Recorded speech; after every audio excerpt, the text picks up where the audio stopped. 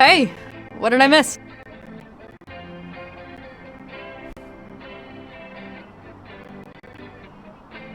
Can I talk to you for a sec? So, remember the technology program I was talking about? That's it. That's my plan. I mean, I know I just did tendrils and just got mango, but I've been thinking about how we were always kind of into worms and stuff, even as kids. We had that comic, we named our band Worm Drama, all those weird costumes. My mom still isn't over the dress incident. So worth it. Anyway, I think this is what I want to do. Bugs and worms. But like, for a job. Forever. It feels really good when I say it out loud. So, like, what do you think?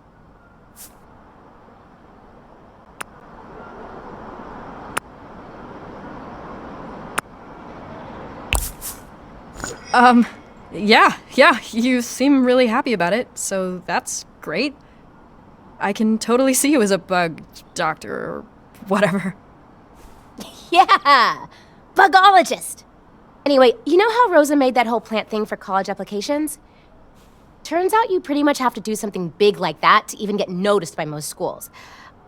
I'm working on this way to restore velvet worm habitats by turning trash into food for them, but it's gonna take a lot of hours with mango. And about a dozen different types of compost heaps to check all the variables and allow time for propagation, and I think I need a break from the band for a while. The Battle of the Bands is going to be my last show. Something?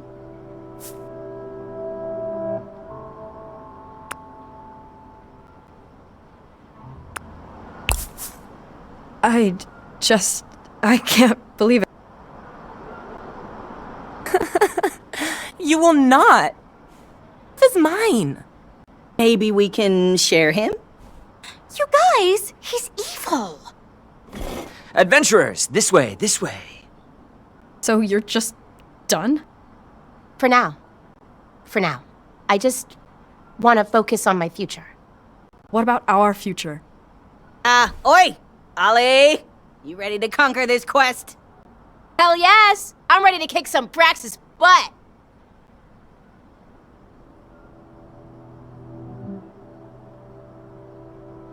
Hey? You ready? Join us, Dark One! Okay. Let's play.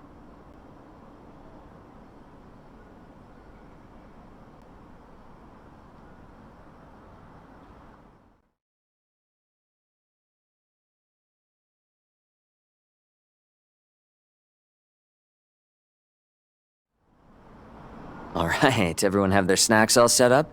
Okay. Here we go.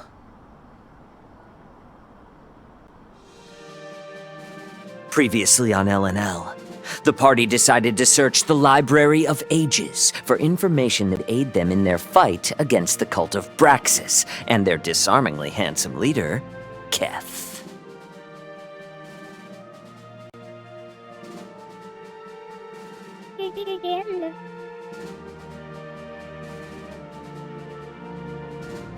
You all came across the Eternal Nautilus.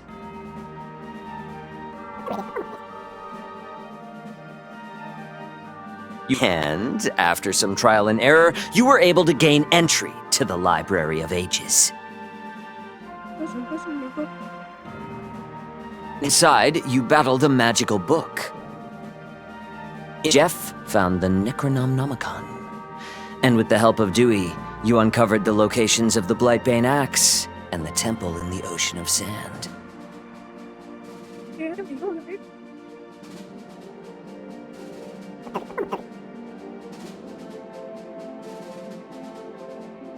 Back on the ship, though, you ran into Keth and were able to best him. But he managed to escape in fantastic fashion before you could land the killing blow.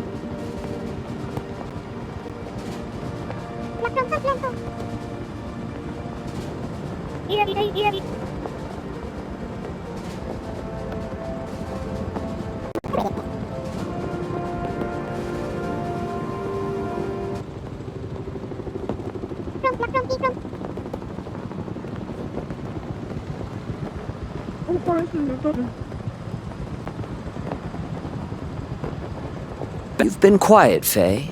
What say you to all this?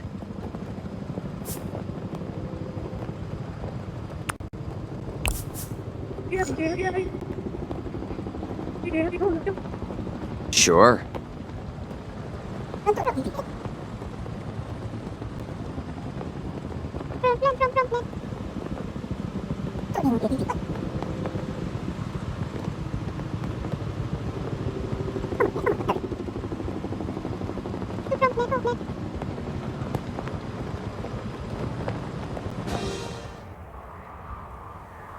The vagrant heads out to the ocean of sand in search of the lost temple.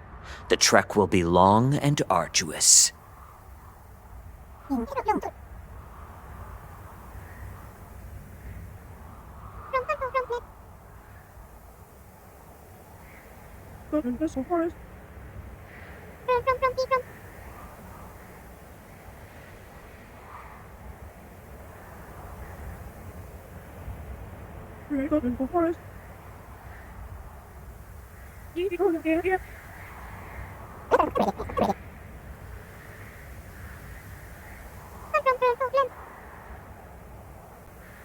Okay, Jeff and Linnea begin exploring. Linnea, with your excellent search skill, you notice a small glow coming off a rock. Just a bunch of sand. There are some small runes giving off this glow. They're quite small. How hard are you focusing on them? And what languages do you know?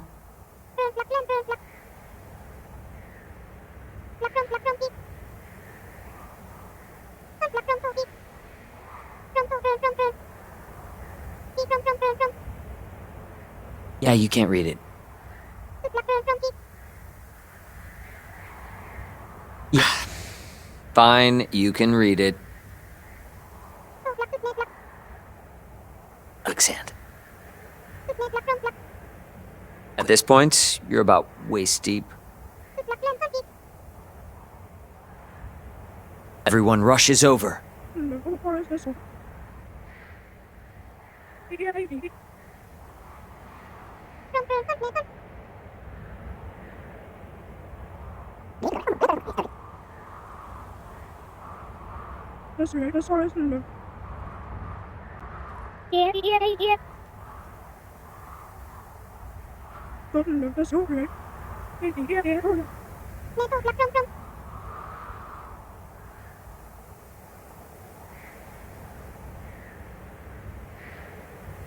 All right, you're able to breathe just fine, and you continue sinking. Then your sinking turns into falling. As you drop down, you land on a platform. The roiling quicksand above you is a lit, swirling gold. In front of you, you see a set of doors.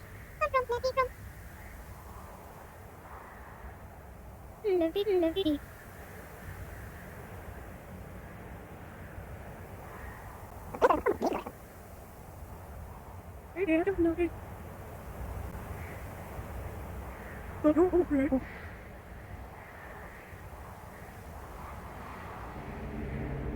ceiling of the temple is made of glowing sand, which casts golden light over everything. A large spiral stairway leads down, the sandy steps sparkling and glittering. Set into the wall on the way down are these massive reliefs, murals made of glowing sand.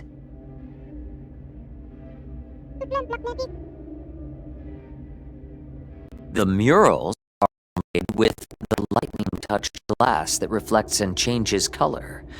Each mural depicts a figure.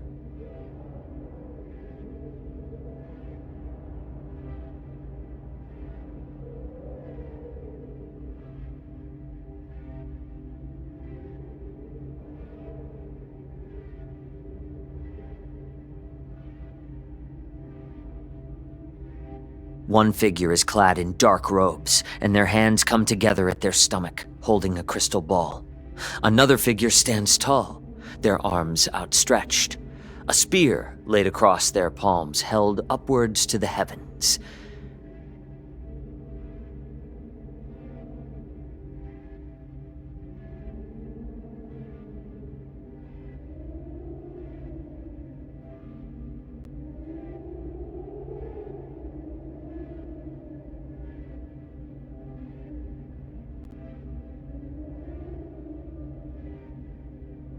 The final figure sits cross-legged, and above their head a pale sword hangs, defying gravity, pointing down at their skull.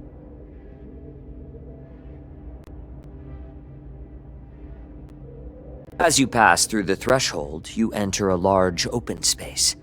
The room itself looks to be 2 stories tall, with 4 columns distributed around the space. The perimeter of the hall is a curtain of slowly shifting. The air in here is very stale. It's quiet, save for the gentle whoosh of the sand cascading down the walls. In the center of the room, there's a large altar made of the same glowing, translucent glass as you saw in the murals.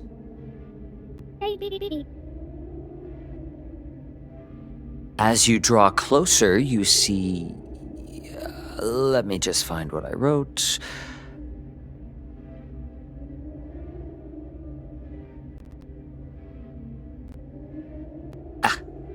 Here it is.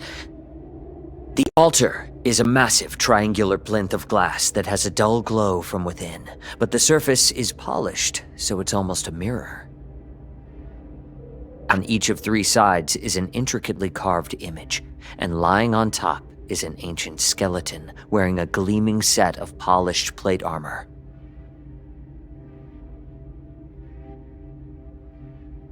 One of the skeleton's arms is outstretched toward the ceiling. In the other is a large sword. There are scorch marks under the skeleton.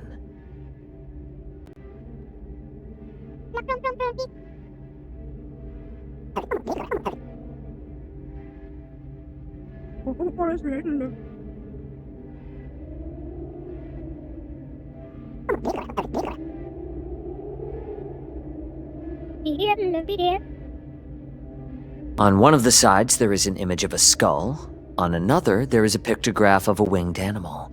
On the third, there is an image of a hand.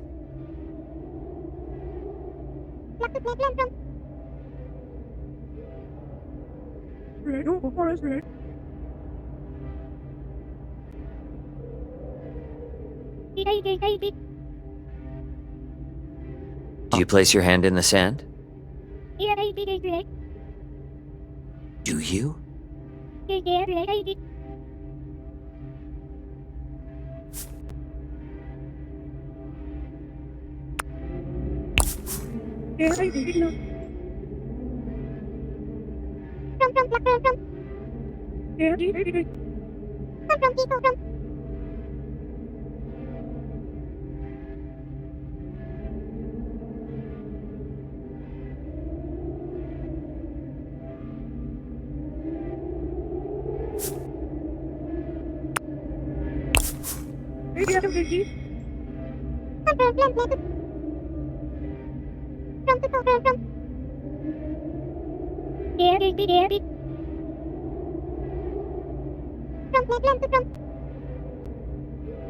You touch your symbol, and the rest of you feel a deep vibration in your chest as Linnea casts the spell and a small disc of light appears above the skeleton. You all feel your breath slightly leave your body as the disc enlarges and plunges into the skeleton. It slowly sits up.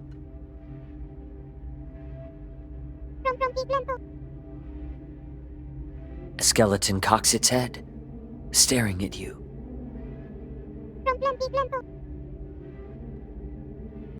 It raises its sword at you.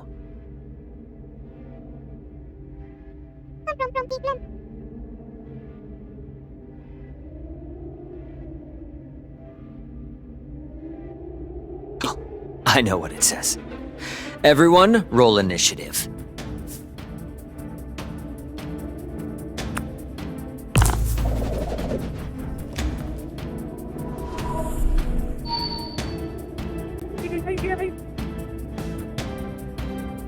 Linnea, you're first, then Faye, then Jeff.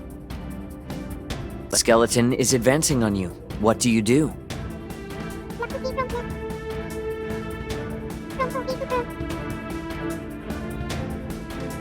The skeleton lurches forward, grabbing you by the front of your clothes and raising its sword. You get the sense that it does not have good feelings towards nurturing parental figures. No. All right, you're up, Faye.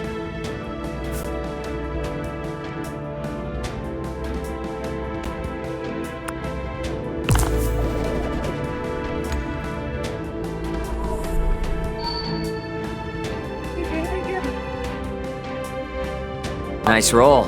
The skeleton halts in its tracks.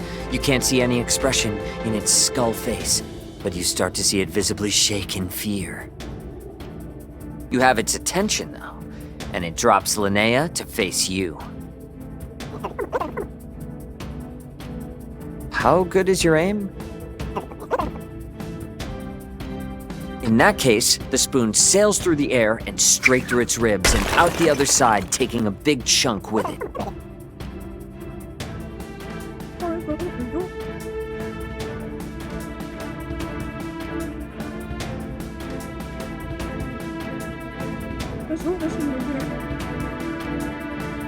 The skeleton staggers around with you on its head for a moment and then throws you off, roaring.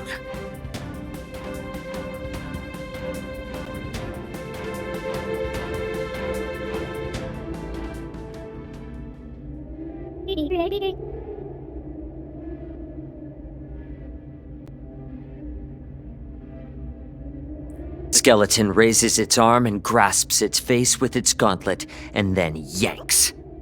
It gets flung out of the armor, landing in a mangled heap at your feet.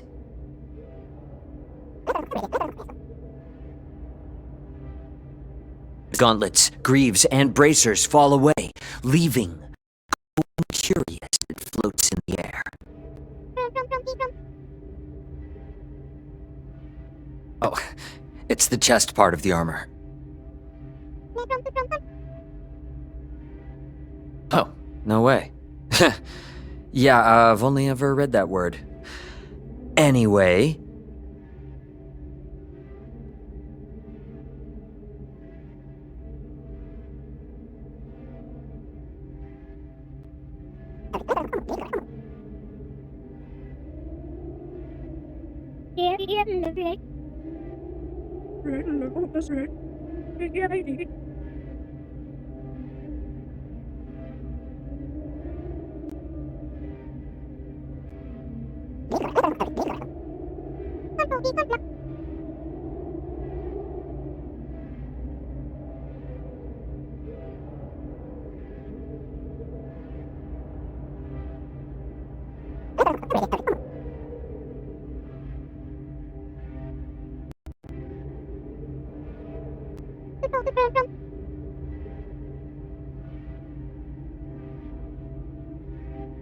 Faye, You're standing near the altar as this happens, and as you look in its mirrored surface, you seem to notice your reflection moving slightly. As you stare, glowing eyes burst out from your reflection scales. Now what are we supposed to do?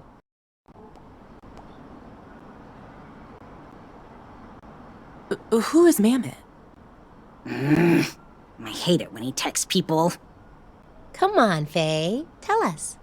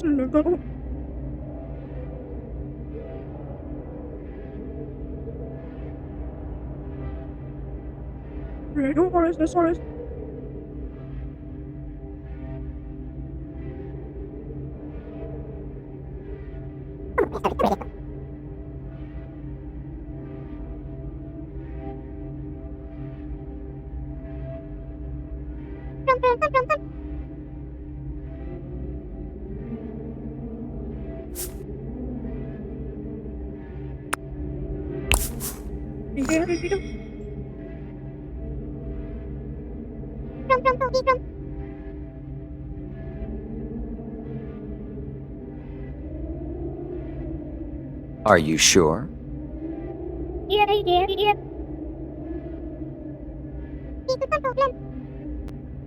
don the armor. As soon as you do, it constricts suddenly, fusing into your skin. A huge wave of energy bursts outward as everyone but Linnea is knocked off their feet.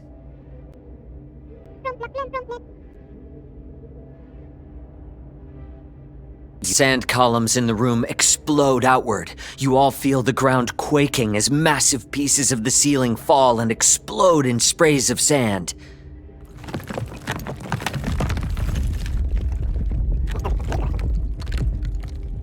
As this is happening, Linnea, you hear a quiet voice echo in your head.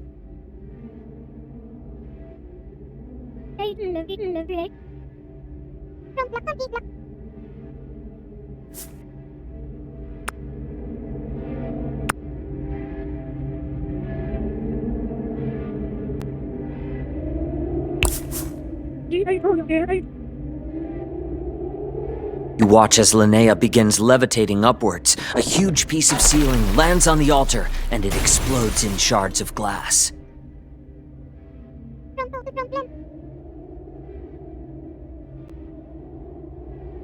You all grab on as more chunks smash downward. The suit lurches to the side, plunging into the veil of sand on the wall. You are all momentarily blinded, but the sand feels warm around you, like calm water. Then, your stomachs lurch as you feel yourself rocket upward.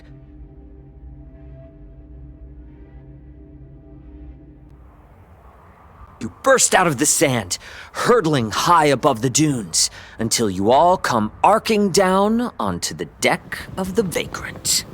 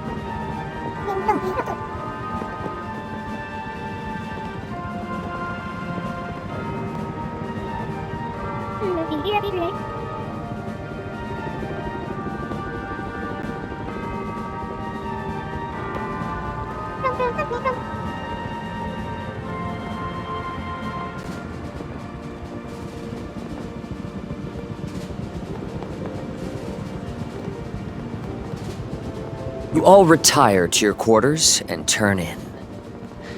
But Faye, you spend some time struggling to fall asleep. And when you finally do, you're suddenly awoken by a light in your eyes.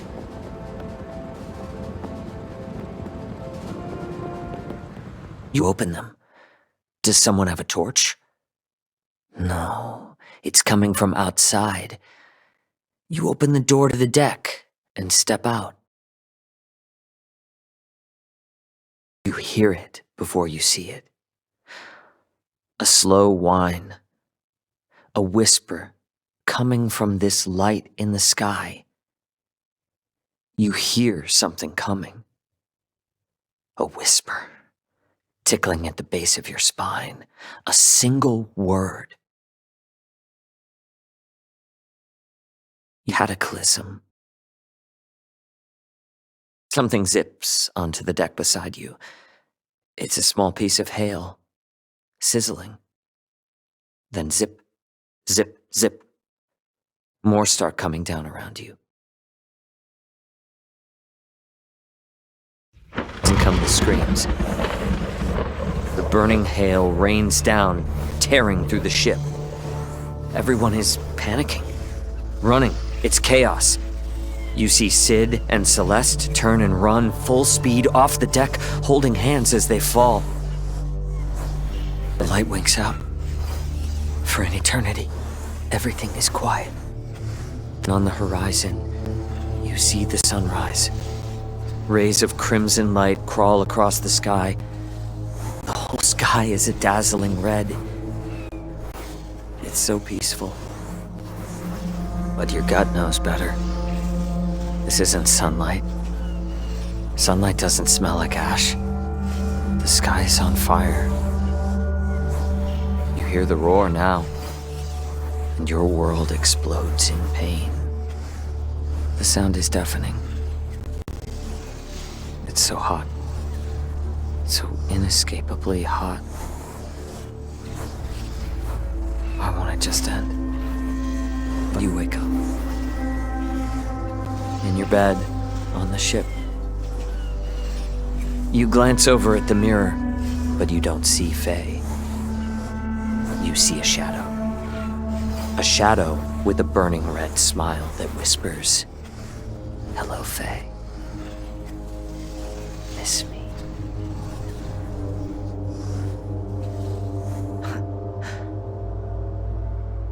And that is where we will end tonight's session.